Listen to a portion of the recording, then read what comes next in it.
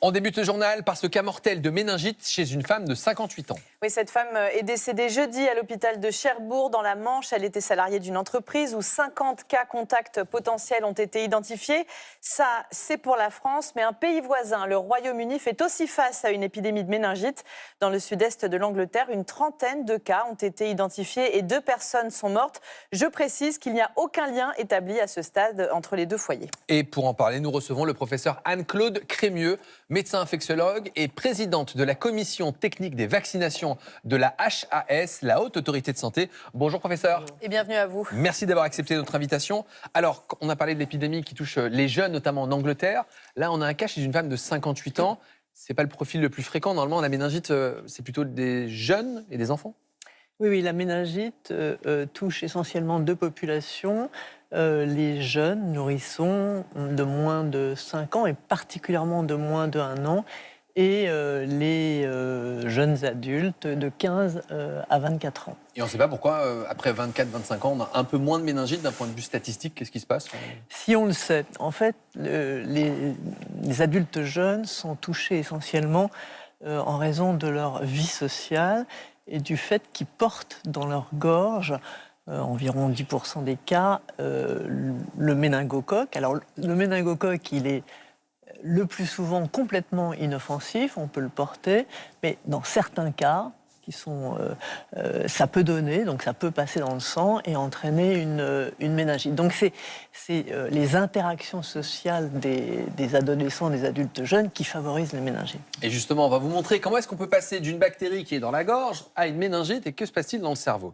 Alors professeur, vous l'avez dit, on a une bactérie qu'on appelle le méningocoque dont on peut être porteur et qui se trouve en quelque sorte dans l'arrière-gorge un peu endormie. Et pour une raison qu'on ne sait pas exactement, cette bactérie va passer de l'arrière-gorge au sang et franchir la barrière dans le cerveau, qu'on appelle la barrière hémato-encéphalique, et donner une méningite. La méningite, c'est l'infection des méninges. Les méninges, c'est l'enveloppe qui entoure le cerveau et la moelle. Et ces méninges ont une particularité, c'est qu'elles sont très innervées. Vous avez de nombreux nerfs qui vont être irrités et donner les maux de tête absolument insupportables qu'on a en cas de méningite. En France, je le disais tout à l'heure, 50 cas contacts potentiels ont été identifiés. Vous nous avez dit qu'elle se transmettait, cette maladie, notamment par contact rapproché.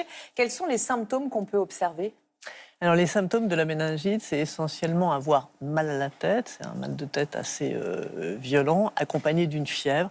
Tout ça est d'apparition très brutale, de nausées, de vomissements. On ne se sent pas bien, il y a ce qu'on appelle une altération de l'état général et une raideur de la nuque. Ça doit vraiment alerter. Bon, on peut avoir d'autres signes, comme par exemple la lumière peut faire mal, accentuer les symptômes, ou des taches qui s'appellent un purpura, qui apparaissent, oui, des taches sur la peau qui apparaissent. On va mettre à l'écran parce que quand on entend taches, ça fait peur, hein, les éruptions sont souvent bénignes, et là on a mis à l'écran un purpura. Comment on fait pour reconnaître ce purpura ? Alors encore une fois, ces taches apparaissent dans un contexte qui est déjà particulièrement marqué par la fièvre, mal de tête, etc.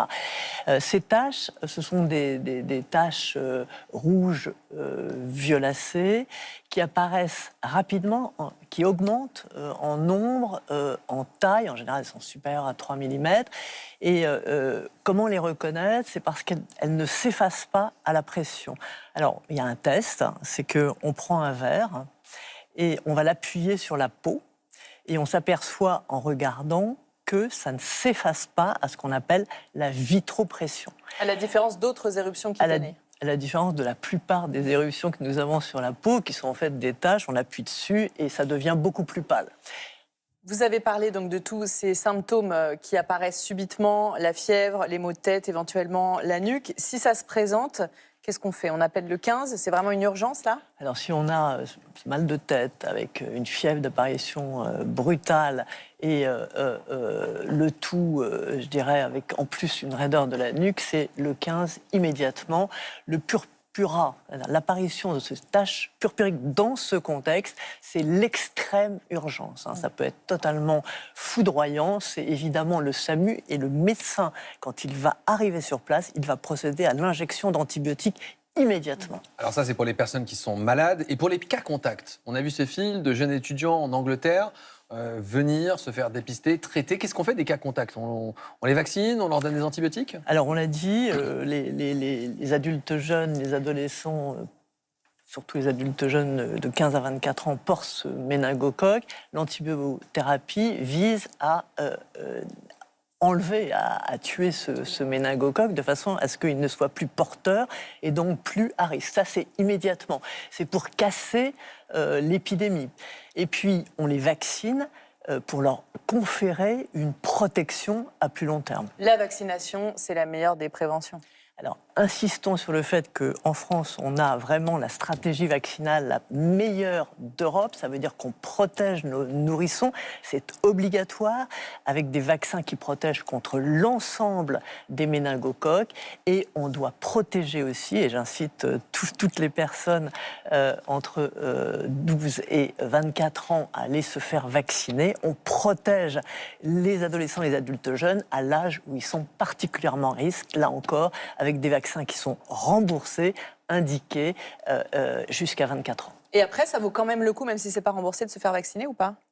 Alors, non, ça ne fait pas partie des recommandations. Vous voyez, par exemple, une personne qui a 60-65 ans, bien sûr qu'elle peut faire une infection à méningocoque, mais elle a 30 fois plus de risques de faire une infection avec une autre bactérie qui s'appelle le pneumocoque, ce qui vous explique pourquoi en France aujourd'hui on recommande la vaccination contre le pneumocoque à toutes les personnes de plus de 65 ans, mais pour les cas rares de méningocoque, on ne recommande pas de vaccination. Vous avez quand même dit qu'on a l'une des meilleures stratégies vaccinales d'Europe, en France? Oui, parce que depuis l'année dernière et l'année d'avant, on a rendu obligatoire donc les vaccins méningocoques chez l'enfant contre toutes les méningites, et on est un des très rares pays à prôner la vaccination contre le B et contre tous les autres ACWY de méningocoque, car il y a plusieurs types, et à les recommander fortement, à faire un rattrapage jusqu'à 24 ans et évidemment à les fournir